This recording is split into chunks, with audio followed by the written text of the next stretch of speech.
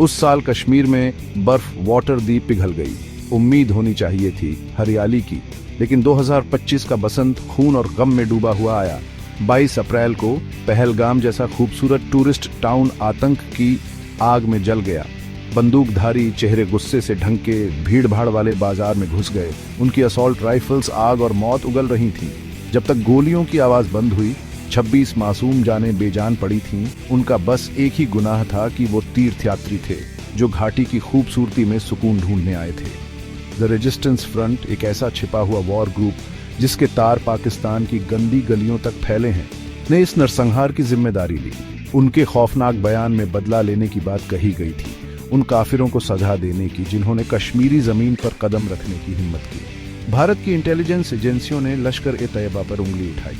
ये पाकिस्तान से चलने वाला कुख्यात आतंकी संगठन है जिसका कहना था कि TRF बस एक मुखौटा है, दोष से बचने का एक आसान तरीका। चश्मदीदों ने बताया कि कैसे आतंकवादियों ने मुसलमानों को हिंदुओं से अलग करके उन पर गोलियां चलाई। इस हमले ने पूरे उपमहाद्वीप को हिलाकर रख दिया।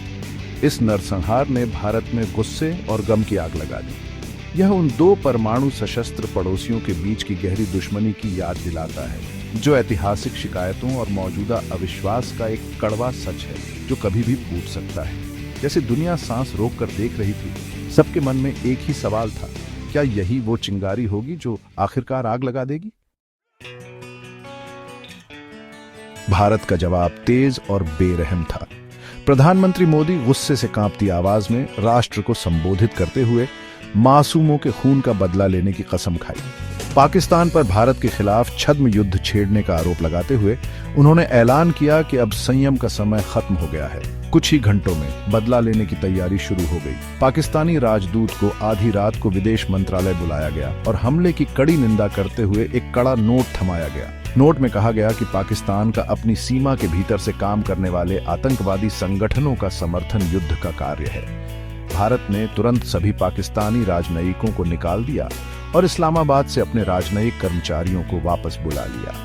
अटारी वाघा बॉर्डर, जो कभी उम्मीद और साझी विरासत का प्रतीक था, उसे बंद कर दिया गया। सीमा पार व्यापार और यात्रा का सिलसिला अचानक बंद हो गया। लेकिन भारत का सबसे बड़ा हथियार अभी बाकी था, एक ऐसे कदम से जिसने दुनिया भर में हलचल मचा दी। भारत ने सिंधु जल संधि को तुरंत रद्द करने की घोषणा की। 1960 का ये समझौता अब तक युद्ध के समय में भी पवित्र माना जाता था। यह संधि, जो सिंधु बेसिन की 6 नदियों के पानी के बंटवारे को नियंत्रित करती थी, पाकिस्तान की कृषि अर्थव्यवस्था के लिए जीवन रेखा थी। इसे रद्द करना दिल्ली का एक सोचा समझा दांव पाकिस्तान को एक अभूतपूर्व जल संकट में डालने की धमकी थी। पाकिस्तान ने गुस्से और बगावत से प्रतिक्रिया दी। विदेश मंत्री ने वाटरदबाजी में बुलाई गई प्रेस कॉन्फ्रेंस में पहलगाम हमले में किसी भी तरह की संलिप्तता से साफ इनकार किया। इसे भारत द्वारा दुनिया के सामने पाकिस्तान को बदनाम करने के लिए रचा गया एक झूठा ऑपरेशन बताया। उन्होंने भारत पर इस त्रासदी का इस्तेमाल क्षेत्र में अपने वर्चस्व को आगे बढ़ाने के लिए करने का आरोप लगाया। पाकिस्तान ने भारत के राजनयिक कदम का जवाब देते हुए भारतीय राजनयिकों को निकाल दिया और द्विपक्षीय व्यापार रोक दिया। हालांकि इस्लामाबाद का सबसे उत्तेजक कदम अभी आना बाकी था, एक ऐसे कदम से जिसने दुनिया भर के रक्षा विश्लेषकों की रूह कंपा दी।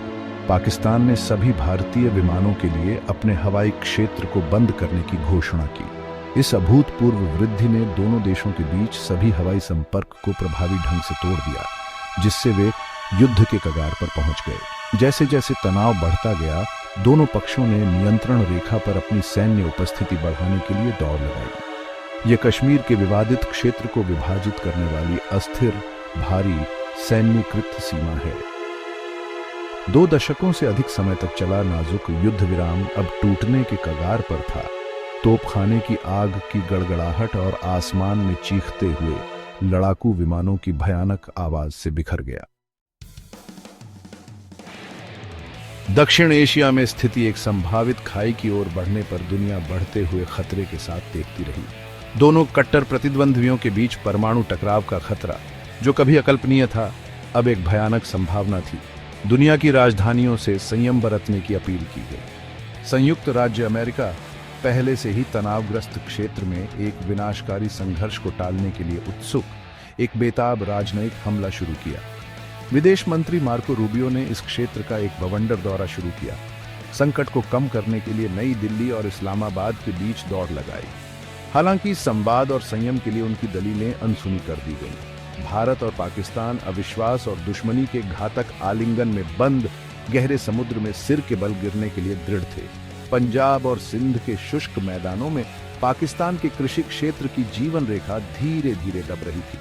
सिंधु, जो कभी बहुतायत का प्रतीक थी, अब घटती हुई धारा थी। इसका एक बार शक्तिशाली प्रवाह भारत द्वारा नियंत्रित बांधों और बैराजों द्वारा बाधित था। सिंधु जल संधि का निलंबन, एक ऐसा कदम जिसे कई लोग आर्थिक युद्ध का कार्य मानते थे, ने पाकिस्तान की पहले से ही नाजुक अर्थव्यवस्था को अव्यवस्था में डाल दिया था।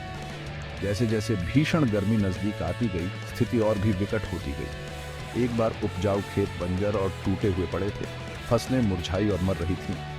बेवाटरी गुल होना एक दैनिक घटना बन गई, जिससे शहर और गांव अंधेरे में डूब गए।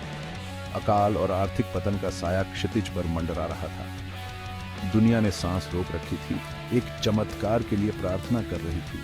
अकल्पनीय से अंतिम समय में राहत मिली, लेकिन जैसे जैसे दिन हफ्तों में बदलते गए और हफ्ते महीनों में शांति की उम्मीद सूखी और मरती हुई जमीन में पानी की आखिरी बूंदों की तरह वाष्पित हो गई।